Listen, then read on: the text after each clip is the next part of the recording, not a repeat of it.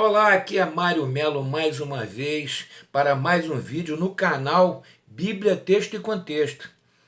Você já ouviu falar no nome Baal? Pois é, os nomes como Baal, poste ídolo, nós sempre lemos na Bíblia esses termos, mas nós não conseguimos imaginar essas divindades que eram tão combatidas na Bíblia hebraica. E hoje nós vamos fazer uma viagem no mundo cultural religioso e através da cultura material daqueles povos cananeus e israelitas também, nós vamos tentar reconstituir aquele fundo histórico através dos documentos disponíveis daquela época. Não deixe de se inscrever no canal, de ativar o sininho para as notificações, dar um like. Venha comigo assistir o vídeo de hoje.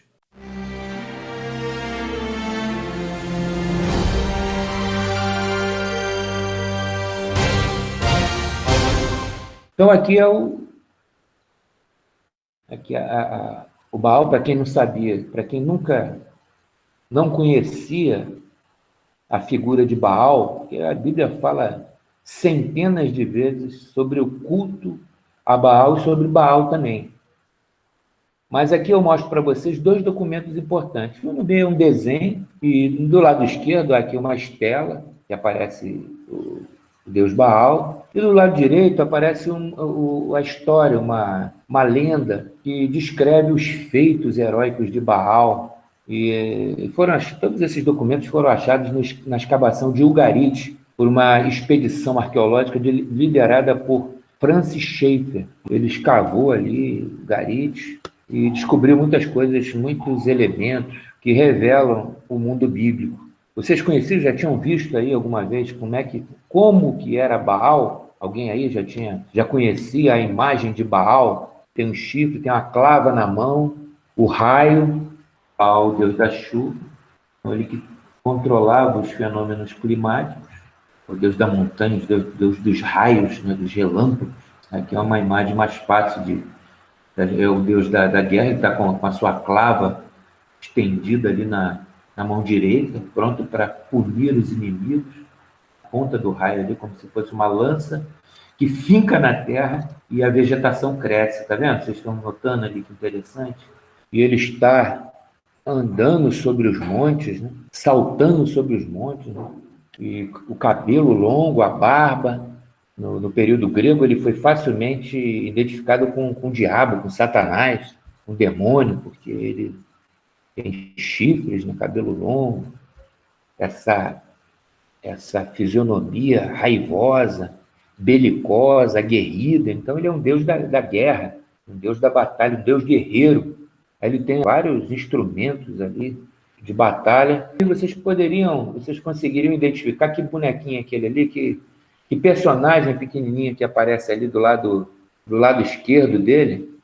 Engraçado que eu ia perguntar isso ao senhor. É mesmo? Que é isso ali? Tirou as palavras da nossa boca, né? Esse é o rei, né? E o rei está colado com ele. Ó. Olha só a questão político-religiosa na iconografia.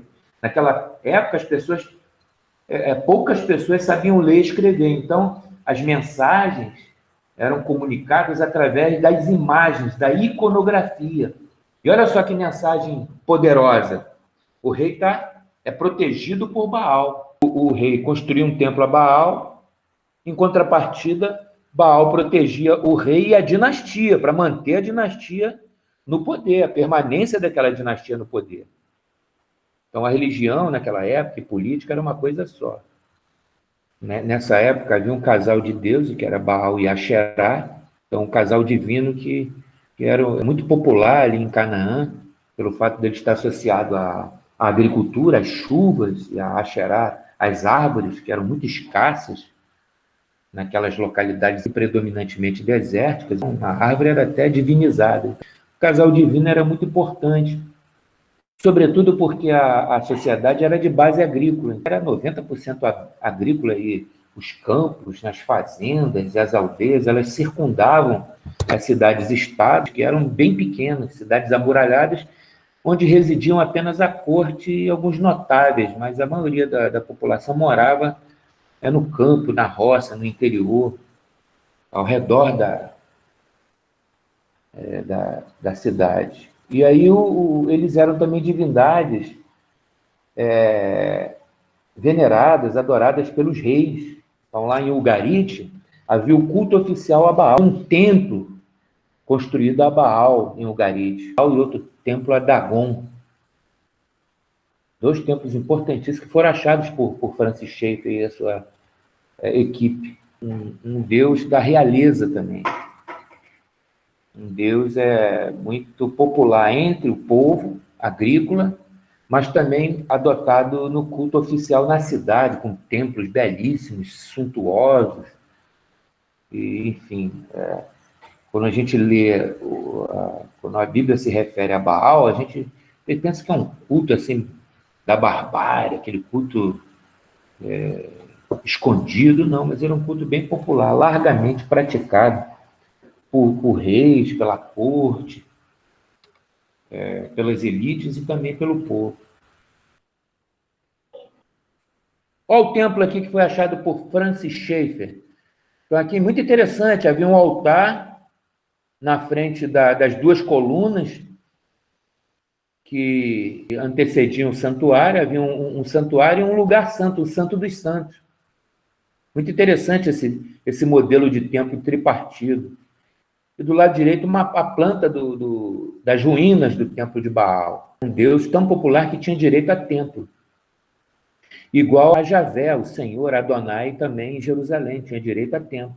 O Acabe construiu um templo a Baal também.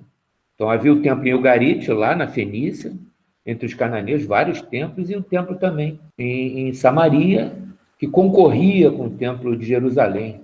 Que Salomão, quando ele construiu o templo dele, ele importou justamente a mão de obra dos cananeus, da Fenícia, Irã, rei de Tiro, essas cidades fenícias. O layout dos templos ali eram assim, ele importou essa mão de obra. E o templo de Jerusalém segue esse layout. Colunas frontais, altares fora do lugar santo, em um lugar santíssimo onde poucos poderiam frequentar. Era já meio que padrão da moda, né? O templo à deusa Istar, no norte da Síria, que é muito interessante, que tem seres alados, semelhantes aos querubins, colunas, o Santo dos Santos. É o templo de Istar em Aindara, na Síria. E aí vocês vão ver um templo muito semelhante, é muito mais parecido do que esse templo aqui, tem decorações muito extraordinárias, seres semelhantes aos querubins, assim como são descritos no templo de Jerusalém. A mão de obra que construiu o templo de Salomão não era mão de obra israelita, era mão de obra fenícia. E aí foram encontrados muitos templos semelhantes, né? Milhares de templos iguaizinhos, né? E o templo de Jerusalém não foge muito a esse layout. O templo de Salomão havia a arca de Deus, que era o trono de Deus, e os querubins, mas não havia estátua do Deus. E no templo de Baal foi encontrada essa estátua aqui à esquerda de vocês, né? A imagem do Deus patrono, do Deus que geralmente eram os deuses que eram cultuados pela realeza, porque era a realeza que tinha o poder de financiar a construção desses templos. Esses templos eles sobreviveram ao tempo, resistiram ao tempo, porque eles eram feitos com material de primeira qualidade. Até porque esses templos eram dedicados aos deuses. Então, Salomão fez isso, importou madeira do Líbano, lá da Fenícia. Então, importou madeira, importou a mão de obra. Salomão era um cara aculturado, né? Ele era um cara que dialogava com... Porque os povos da antiguidade, eles se intercambiavam. E a gente não pode ignorar, por exemplo, o Deus de Israel é Javé, Yavé. Mas o nome não é Israel, é Israel. Então, de onde vem esse El? O El era o chefe do panteão cananeu, era o Deus principal, era o Deus pai, era o Deus patriarca. Por que Deus começou a ser chamado de El, com a semelhança do Deus cananeu? Porque a palavra Deus se tornou popular, já não era mais uma palavra usada para distinguir, para identificar o Deus cananeu, mas era uma palavra genérica, todo Deus era El. Toda divindade era El. Então, Israel é apenas povo de Deus, não é povo do Deus El, mas povo de Deus. E o hebraico também é uma língua cananeia. Vocês sabiam disso, você sabe disso, né? Que o hebraico é uma língua cananeia, né? Ou não? Então, eram essas letras aqui. Então, os moabitas, os amonitas, edomitas, os israelitas, todos os itas aprenderam com os cananeus. E tudo começou nessa relação. Salomão mandava as comitivas, os filhos, os príncipes, para serem alfabetizados, né? Os membros da corte tinham que saber ler. Mas esse alfabeto não foi inventado em Israel, foi importado, foi aprendido. Tanto que o termo El foi adotado e aplicado ao Israel. Por quê? Cada dos termos que foram apropriados e que passaram a fazer parte do vocabulário corriqueiro, do dia a dia de Israel. Porque com a língua vem também as ideias, a origem do hebraico é o fenício cananeu. Mas isso é um fato, não tem como a gente... Tá vendo? Isso aqui são caracteres fenícios cananeus. Esse nome de Deus aqui, que tem no hebraico moderno e no hebraico arcaico, esse nome aqui aparece nos nomes dos selos, nos textos do período monárquico. É semelhante, é idêntico à escrita. Então, se inscreva no canal, ative o sininho para receber as notificações e dê um like